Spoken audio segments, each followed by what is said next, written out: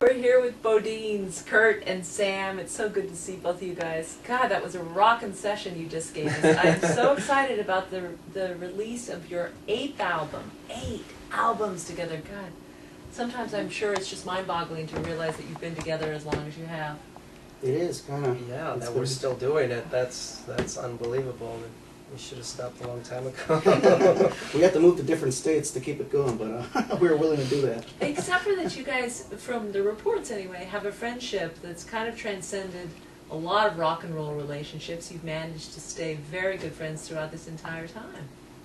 Yeah. Oh, really? Are we going to find out there was? In 28 years, I mean, you're going to have your ones. ups and downs for sure, and we certainly have. But you know, we realized quite a while ago that we're lucky to have a chemistry that's really rare to find in this business, and we decided that we wanted to nurture that and keep that alive. So we decided to put aside our little differences, you know, and just, you know, keep moving forward. Yeah, it's a matter of what's important to you. Is it important to you to keep playing, or is it important for your ego to kind of win out in some little battle? And it's, to us, the music was always like, okay, let's forget about us and think about that, and let that be what we're focused on. Right, because I've done my own thing a little bit, he's done his own thing a little bit, but there's something about when we're doing it together that kind of just is better than and that. I think it's the beauty of your harmonies. I have never heard two voices more perfectly melded. It's as if nature kind of created, and sometimes, thank God you were both living in the same state, in the same high school, because I imagine that moment when you heard your voices together was just this like,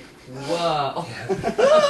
What does that sound? Dogs in the neighborhood. Do you remember what happened that day, where you were? It wasn't us, I don't think. It was the audience that started noticing and saying, oh my God, you guys sound like the Everly Brothers and stuff like that.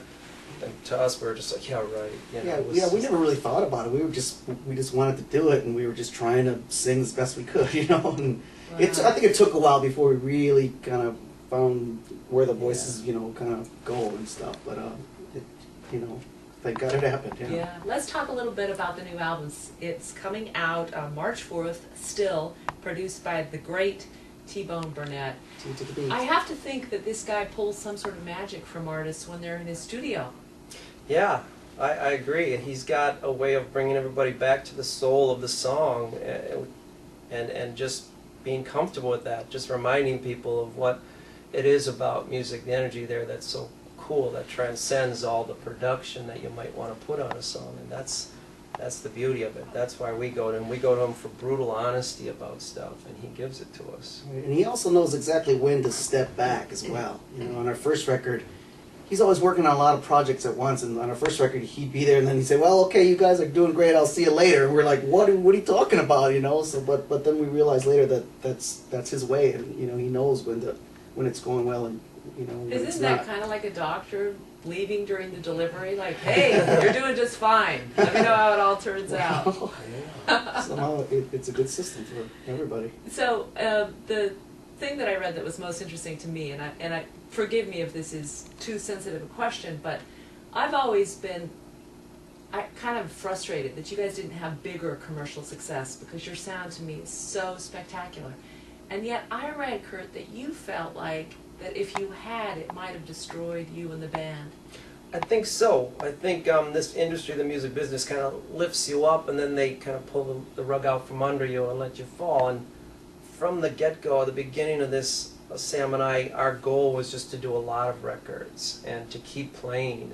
And we've said that if you can go find our earliest interviews, you'll find us saying that we're not looking to be pop stars. We really just want to do music. We want to make another record and keep playing. So I think in some ways it's a jinx. When Closer to Free went top 40, it was kind of the worst year ever for us, as far as the people we were playing for didn't really know the music and stuff. Like our audience, they know every word, and they jump up and down and they get into it, and they're very loyal and stuff. And you don't find that in just commercial success. So for us, it really wasn't the way to go.